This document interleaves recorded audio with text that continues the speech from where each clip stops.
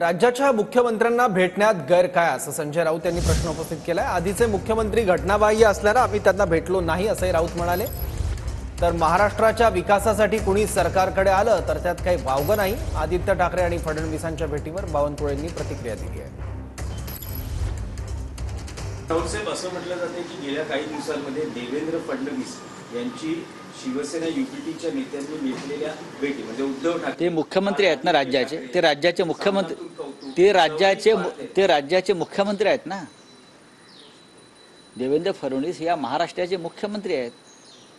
विधानसभेच्या सदस्यांनी मुख्यमंत्र्यांना का मंत्र्यांना भेटण्यात गैर काय?